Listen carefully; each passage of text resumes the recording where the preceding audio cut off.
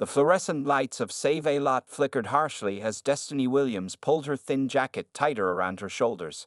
Her trembling hands reached for the loaf of white bread on the bottom shelf, quickly sliding it into her worn backpack. The 16-year-old's heart pounded against her chest as she glanced around, making sure no one was watching. This wasn't the first time she had stolen food, and the guilt ate at her conscience every single time. But the hollow eyes of her younger siblings, Marcus, 10, Tiana, 8, and baby Keith, 4, haunted her more than any shame could. They hadn't eaten a proper meal in 3 days.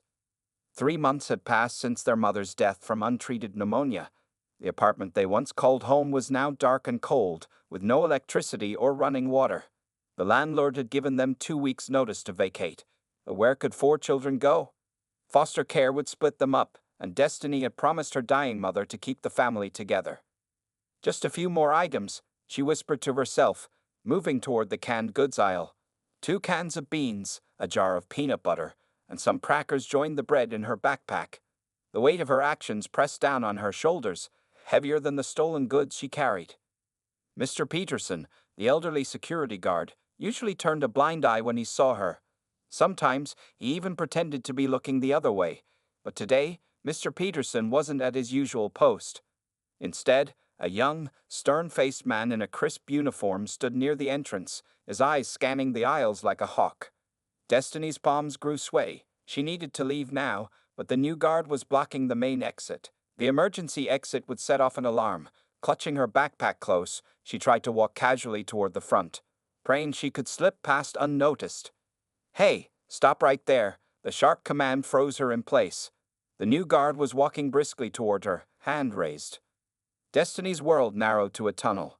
She thought of Marcus's math homework spread across their candlelit floor, of Tiana's brave smile when her stomach growled at night, of little Keith asking why Mommy wasn't coming back. Her feet moved before her brain could process the consequences. She ran. The automatic doors hadn't fully opened when she squeezed through them, the guard's shouts echoing behind her.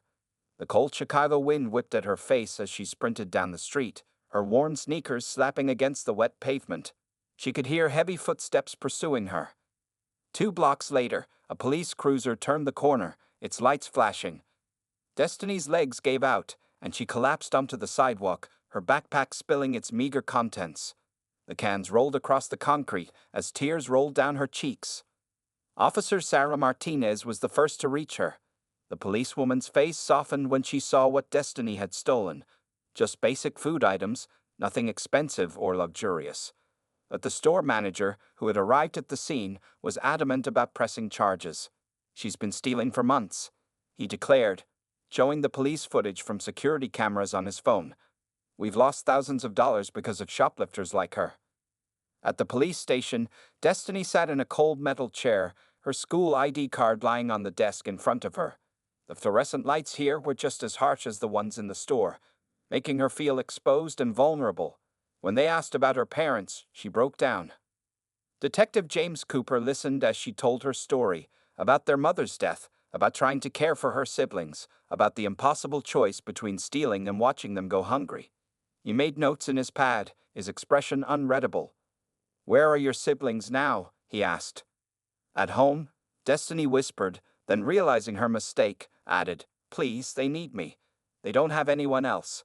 But the system had already started turning its wheels. The store manager wanted to make an example of her. The prosecutor's office, facing pressure to crack down on retail theft, saw an opportunity. Despite her age and circumstances, they decided to charge her as an adult. As Destiny was led to a holding cell, she couldn't know that her case would soon shake the very foundations of the justice system. She couldn't know that her story would expose deep-rooted corruption and force a reckoning with systemic inequalities. All she knew was that somewhere in a cold, dark apartment, 3 children were waiting for their sister to come home with food. A sister who had just become another statistic in America's unforgiving legal system. The juvenile detention center's fluorescent lights cast harsh shadows across District Attorney Robert Thompson's face as he stood before the press. Camera flashes lit up the room while he delivered his message with practiced authority. "We must send a strong message that crime will not be tolerated in our city," Thompson declared, adjusting his red tie. The defendant, despite her age, has committed multiple counts of theft over several months. We are pursuing adult charges to ensure justice is served. Behind the scenes, Thompson's assistant whispered to a colleague, "It's an election year. He needs to look tough on crime." Meanwhile, in a small holding cell, Destiny sat on a thin mattress, her orange jumpsuit hanging loose on her frame. The reality of her situation was slowly sinking in. Through the small window in her cell, she could see gray clouds gathering, matching her darkening thoughts. Social services had taken her siblings into emergency custody. Marcus and Tiana were placed in one foster home, while 4-year-old Keith was sent to another across town. When they told her this news, Destiny had punched the wall until her knuckles bled. Her court-appointed public defender, Mark Stevens, looked exhausted as he reviewed her case file. With dark circles under his eyes and a coffee-stained tie, he juggled Destiny's case along with 70 others. The system was overwhelmed, and he knew he couldn't give her case the attention it deserved. "Listen, Destiny," Stevens said during their brief meeting, "the prosecution has video evidence from multiple occasions. They're pushing for felony charges because the total value of stolen goods exceeds $2,000 over 3 months. Destiny's voice trembled, but it was just food. "For my brothers and sister." Stevens ran his hands through his thinning hair. "I know, but Judge Maxwell, he's not known for being lenient. And with the DA pushing for adult charges." Judge Harrison Maxwell's reputation preceded him. Known as Maximum Maxwell in legal circles, he took pride in his harsh sentences. His campaign for re-election featured billboards promising to be tough on crime, hard on criminals. The preliminary hearing was set for a rainy Tuesday morning. Destiny sat beside Stevens, her handcuffs clinking softly as she wiped tears from her eyes. The courtroom's wooden benches were mostly empty, except for a few reporters and a tired-looking social worker. As Judge Maxwell entered, his black robe swooshing behind him, everyone stood. His steel-gray hair and stern expression made him look more like a movie villain than a judge. He peered down at Destiny over his reading glasses with cold eyes. The prosecution presented their case first. They showed security footage of Destiny taking food on different occasions. The total value, $2,347.82. They argued that the premeditated nature of her actions and the repeated offenses warranted adult charges. When Stevens stood to defend Destiny, his voice was barely audible over the rain hitting the courthouse windows. He spoke about her mother's death, the desperate circumstances, her clean school record, and her role as her siblings' caretaker. "Your Honor," Stevens pleaded, "this is a case that calls for compassion, not punishment. Ms. Williams was simply trying to feed her family." Judge Maxwell's response was swift and harsh. "The law doesn't make exceptions for sob stories, Mr. Stevens. Actions have consequences." The judge's words seemed to echo through the courtroom as he announced his decision. Adult charges would proceed. Destiny would be tried as an adult for multiple counts of felony theft. As the gravity of the situation hit her, Destiny's legs gave out. She collapsed in her chair, shoulders shaking with silent sobs. The social worker in the back of the courtroom closed her eyes, unable to watch. But someone else was watching. Sarah Chen, a civil rights attorney who had stopped by the courthouse for another case, sat in the back row, her dark eyes narrowing as she observed Judge Maxwell's demeanor. Something about his quick dismissal of the circumstances, his almost eager acceptance of adult charges, struck her as unusual. As the bailiff led Destiny away, Chen pulled out her phone and began taking notes. 20 years of fighting for justice had given her a sixth sense for when something wasn't right, and everything about this case set off alarm bells. What Chen didn't know yet, but would soon discover, was that this case would uncover a web of corruption that went far beyond one harsh sentence. For now, though, Destiny was headed back to her cell, facing the possibility of spending more years in prison than she had been alive, all for trying to feed her family. The storm outside the courthouse grew stronger, thunder rolling across the sky like a warning of things to come. The courtroom was packed on sentencing day. The wooden benches creaked under the weight of reporters, law students, and curious onlookers who had heard about the case of the teenage girl facing life in prison for stealing food. Judge Maxwell's reputation for harsh sentences had drawn attention, but even seasoned court observers were unprepared for what was about to unfold. Destiny sat at the defendant's table, her dark skin ashen with fear. 2 weeks in juvenile detention had left her looking smaller, more fragile. Her once neat braids were coming undone, and the oversized orange jumpsuit made her look even younger than her 16 years. Mark Stevens, her public defender, shuffled through his papers one last time. Dark sweat stains marked the armpits of his wrinkled shirt. He had spent the previous night preparing a passionate plea for leniency, though he knew Judge Maxwell rarely changed his mind once it was set. "All rise." The bailiff called out as Judge Maxwell entered the courtroom, his black robe flowing behind him like a dark cloud. The prosecution went first, presenting their argument with clinical efficiency. They showed surveillance footage compilations, receipt records, and inventory reports. The prosecutor, Linda Hayes, spoke about deterrence and making examples. "Your Honor," Hayes concluded, her voice sharp and clear, "the defendant's systematic theft over multiple months shows this was not a one-time act of desperation, but a calculated criminal enterprise." Stevens stood up for the defense, his voice trembling slightly. "Your Honor, my client is a child who lost her mother and tried to keep her family together the only way she knew how.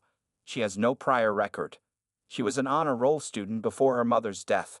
The items stolen were all basic foodstuffs: bread, milk, canned goods." He presented letters from Destiny's teachers, describing her as a bright, responsible student who helped tutor younger children. A school counselor testified about seeing Destiny sharing her lunch with other hungry students. Then came the moment for Destiny to speak. She rose slowly, hands shaking as she held a piece of paper with her prepared statement. "I'm sorry for stealing," she began, her voice barely above a whisper. "I know it was wrong, but when Keith, my little brother, cried because he was hungry, when Tiana couldn't focus in school because her stomach hurt, when Marcus started losing weight, I didn't know what else to do. We tried food banks, but they were always empty by the time we got there. I applied for jobs, but no one would hire me because I'm too young." Tears rolled down her cheeks as she continued. "I accept responsibility for what I did. But please, Your Honor, I need to take care of my family. They need me." Judge Maxwell's face remained impassive throughout her speech. When she finished, he adjusted his glasses and cleared his throat. "Ms. Williams," he began, his tone cold and formal, "this court is not moved by emotional appeals. The law is clear. Under our state's 3 strikes provision, each instance of theft counts as a separate offense. The evidence shows 17 separate incidents." A murmur of disbelief rippled through the courtroom. Stevens jumped to his feet. "Your Honor, that's an unprecedented interpretation of the 3 strikes law. These were misdemeanor-level offenses being counted separately too." Silence. Judge Maxwell's gavel crashed down.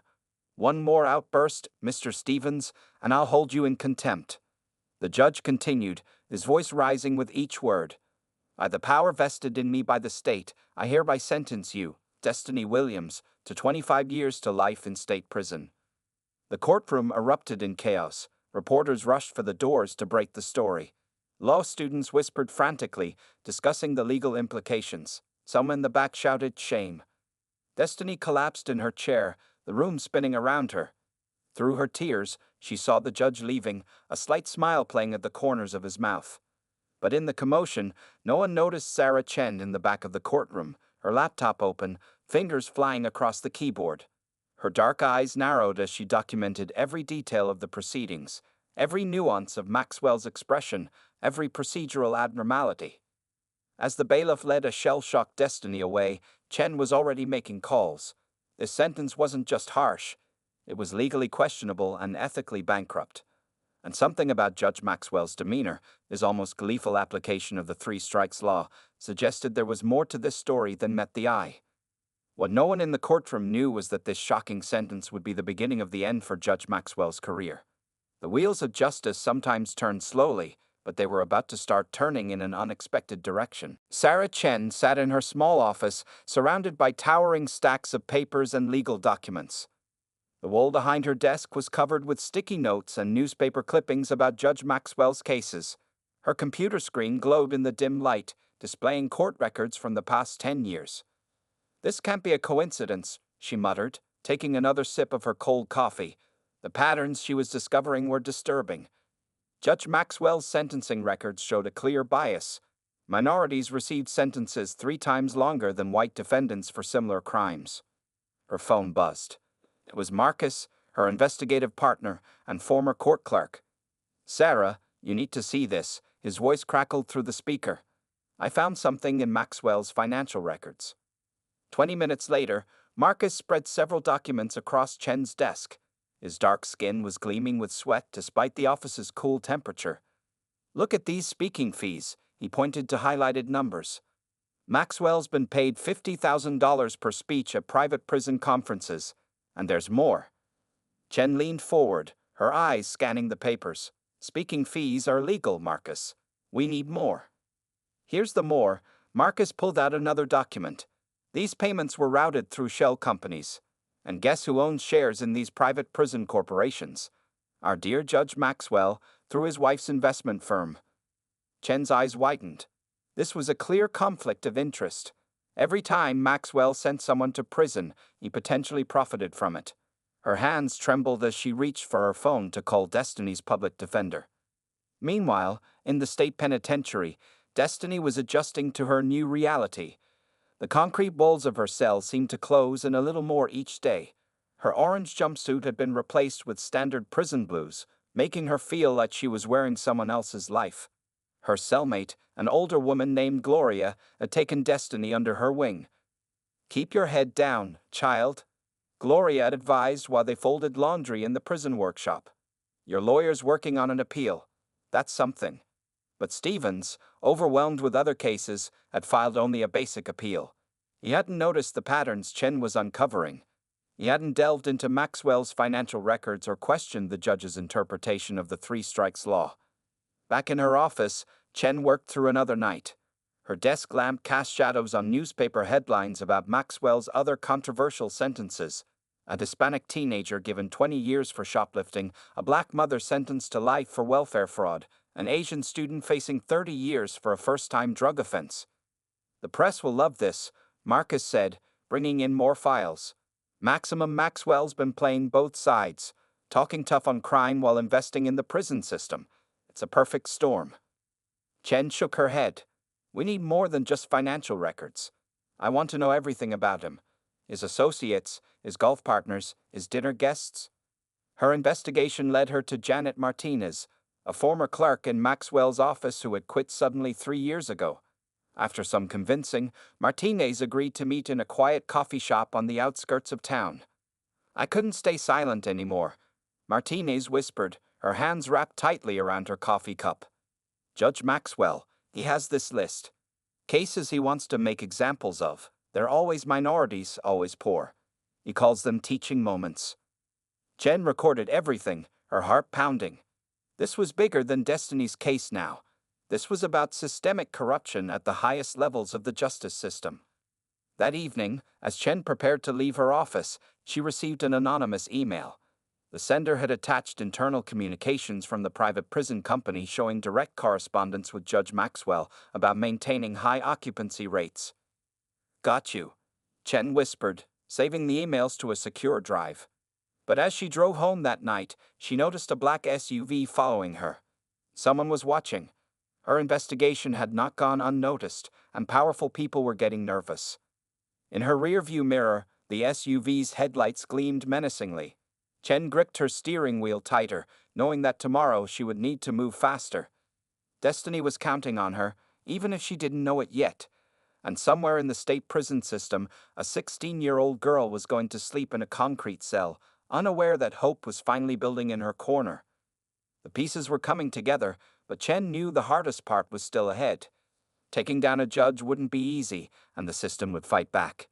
But for the first time since Destiny's sentencing, justice seemed possible. The thunder rumbled outside Sarah Chen's office window as she spread dozens of documents across her conference table. The evidence against Judge Maxwell had grown into something far more sinister than she'd initially imagined. "Look at this," she said to Marcus, pointing to a complex diagram she'd created. Red strings connected photos, documents, and newspaper clippings on her wall. Maxwell isn't just connected to private prisons. He's part of a larger network. Her investigation had revealed that Maxwell sat on the board of 3 companies that provided services to prisons, from food supplies to telephone services. Each company charged inmates and their families excessive fees for basic necessities. Marcus whistled low. The deeper we dig, the dirtier it gets. A knock on the door made them both jump. Janet Martinez, the former clerk, slipped into the office, looking over her shoulder nervously. "I found more," she said, pulling a USB drive from her purse. "Maxwell keeps a private calendar.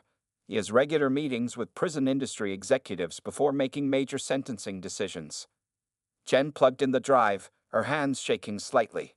The files showed years of carefully documented meetings, each followed by harsh sentences that filled prison beds. Destiny's case wasn't unique, it was part of a pattern. Meanwhile, in the state penitentiary, Destiny sat in the library, trying to understand legal documents. Her cellmate Gloria had encouraged her to learn about her own case. "Knowledge is power, baby girl," Gloria had said, "even in here." Back in her office, Chen received an unexpected call. "Miss Chen," a trembling voice said, "I'm Richard Cooper, Judge Maxwell's former law partner. We need to talk." They met in an empty parking garage, like something out of a spy movie. Cooper was a thin man with nervous eyes and shaking hands. "Maxwell's been doing this for years," he said, looking around constantly. "He works with prosecutors to target specific demographics. They call it community correction, but it's really about filling beds in private prisons." "Why come forward now?" Chen asked. Cooper's voice cracked. "Because of that girl, Destiny. My daughter is her age. I can't sleep anymore." He handed Chen a thick envelope. Inside were internal memos, emails, and financial records showing kickbacks disguised as consulting fees. Maxwell had been receiving payments for years, carefully hidden through a maze of shell companies. But the corruption went deeper. Chen discovered that Maxwell had helped create sentencing guidelines that disproportionately affected minority communities. He had lobbied for stricter three-strikes laws while privately investing in prison construction. The evidence was damning, but Chen knew she needed more. She hired a forensic accountant to follow the money trail. The results were shocking. Maxwell had amassed over $5 million in hidden assets over the past decade. One evening, as Chen worked late, her office door burst open. A young woman rushed in, wearing a guard's uniform from the state prison. "I'm Annie Torres," she said breathlessly. "I work where they're holding Destiny Williams. You need to know something." Torres described overhearing a conversation between the prison warden and Judge Maxwell. They were discussing how to prevent Destiny's case from attracting more attention. "They're planning to transfer her to a maximum security facility," Torres said, "to make her disappear." Chen's blood ran cold. They needed to move faster. That night, she received another anonymous email. This time, it contained security footage from Maxwell's private chambers. In the video, the judge laughed with prison executives about keeping the beds filled and maintaining profit margins. But as Chen's investigation gained momentum, so did the pushback. Her office was broken into, though nothing was stolen. Her phone started making strange clicking sounds. Black SUVs followed her home. "They're scared," Marcus said, helping her install security cameras. "We must be getting close." Chen worked through the night, organizing the evidence. The pattern was clear. Maxwell had created a personal fiefdom, using his position to feed a prison system that paid him handsomely. Destiny's harsh sentence wasn't just cruel, it was part of a calculated business plan. As dawn broke, Chen finally had enough to act. She prepared documents for the state Supreme Court, the FBI, and the Department of Justice. The evidence was overwhelming. Judicial misconduct, corruption, racketeering, and civil rights violations. "Hold on, Destiny," Chen whispered, looking at the young girl's photo on her wall. "Justice is coming." But Chen didn't know that Maxwell's allies were already moving against her. The next 24 hours would test everything she stood for, and the fate of not just Destiny, but countless others, hung in the balance. Sarah Chen stood before a packed courtroom, her heart pounding but her voice steady. The state Supreme Court justices looked down from their elevated bench as she presented the evidence against Judge Maxwell. Behind her, the gallery was filled with families of Maxwell's victims. Among them sat Destiny's siblings, Marcus, Tiana, and little Keith, accompanied by their temporary foster parents. Their eyes were fixed on Chen, carrying all their hopes for their sister's freedom. The evidence shows that Judge Maxwell has been profiting from his own sentences, Chen continued, projecting documents onto the courtroom screen. His financial ties to private prisons represent a clear conflict of interest that he never disclosed. As Chen spoke, FBI agents were simultaneously raiding Maxwell's office and home. They found shredded documents, hidden bank statements, and a safe full of incriminating records. Maxwell had gotten sloppy in his arrogance. The lead Supreme Court Justice, Maria Rodriguez, leaned forward. Ms. Chen, these are serious allegations. What do you say to Judge Maxwell's claim that this is a politically motivated attack? Chen smiled slightly. I say, let the evidence speak for itself. She played the security footage from Maxwell's chambers, where he joked about filling prison beds. The courtroom fell silent as his own words condemned him. Meanwhile, across town, Judge Maxwell sat in his expensive leather chair, watching his empire crumble on live television. His phone wouldn't stop ringing, prison executives, business partners, and corrupt officials all demanding answers. Back in the courtroom, Chen introduced her star witness. Richard Cooper, Maxwell's former law partner, approached the stand. Despite his obvious fear, he testified about years of witnessing corruption. Judge Maxwell had a quota, Cooper revealed, his voice shaking. He needed to sentence a certain number of people each month to maintain the prison population. He specifically targeted minority defendants, knowing they often couldn't afford proper legal representation. The justices exchanged concerned looks. This was bigger than they had anticipated. Chen then presented the financial records. Over the past decade, Judge Maxwell has received over $5 million in disguised payments from private prison companies. Every harsh sentence he handed down put money in his own pocket. In the state penitentiary, Destiny and other inmates gathered around a small TV in the common room, watching the proceedings. Gloria squeezed Destiny's hand as Chen showed the pattern of biased sentencing that had landed them there. The Supreme Court justices called a brief recess to review the mountain of evidence. During the break, reporters swarmed the courthouse steps, broadcasting updates to a stunned nation. When the court reconvened, Chen delivered her final argument. Your Honors, this case is about more than just one corrupt judge. It's about faith in our justice system. Every day that Judge Maxwell's victims remain imprisoned is another day that justice is denied. She held up Destiny's file. This 16-year-old girl stole bread to feed her siblings after their mother died. For this, she received a life sentence while Judge Maxwell received kickbacks. This is not justice. This is trafficking in human lives for profit. The lead justice removed her glasses, her expression grave. Ms. Chen, you have presented compelling evidence of judicial misconduct on an unprecedented scale. This court will need time to review all cases handled by Judge Maxwell. But before she could continue, chaos erupted outside the courtroom. Federal agents were leading Judge Maxwell away in handcuffs.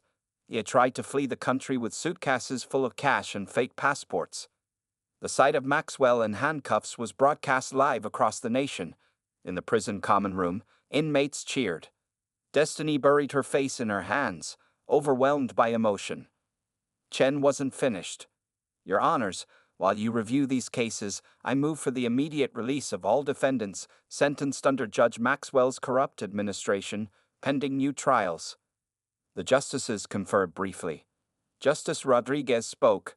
Given the extraordinary nature of this situation and the overwhelming evidence of judicial misconduct, this court grants an emergency stay of all sentences handed down by Judge Maxwell, pending review. The gallery erupted in tears and cheers. Destiny's siblings hugged each other, knowing their sister would soon come home. But as Chen gathered her papers, she knew this was just the beginning. Thousands of cases would need to be reviewed. The entire system that had allowed this corruption would need to be reformed. Outside the courthouse, reporters thrust microphones at her. Ms. Chen, what happens next? Chen looked directly into the cameras. Next, we make sure this never happens again. The state prison buzzed with activity as hundreds of inmates prepared for release. Guards moved through the corridors, calling out names of those whose sentences were suspended under the Supreme Court's emergency order. Among them was Destiny Williams. Don't forget to write, Gloria called out as Destiny left their shared cell. The older woman wiped tears from her eyes, knowing her own case would soon be reviewed too. Outside the prison gates, Sarah Chen waited with Destiny's siblings. When the heavy metal doors opened, little Keith broke free from his foster mother's grip and ran toward his sister. Destiny dropped her bag and caught him in her arms, tears streaming down her face. "I missed you so much," she whispered, holding him tight. Marcus and Tiana joined the embrace, the four siblings finally reunited after their ordeal. Meanwhile, across town, the FBI's investigation into Judge Maxwell's corruption had expanded. Agents discovered offshore accounts, hidden properties, and a network of conspirators that reached into the highest levels of the state's judicial system. In a federal courthouse, Maxwell sat in an orange jumpsuit, a far cry from his judicial robes. The judge presiding over his case denied bail, citing flight risk. As he was led away to a holding cell, Maxwell's face showed no remorse, only anger at being caught. The media coverage was relentless. News vans camped outside the courthouse as more details emerged. Reporters interviewed former inmates, court staff, and families affected by Maxwell's corrupt sentencing. Chen's office became command central for a team of volunteer lawyers reviewing cases.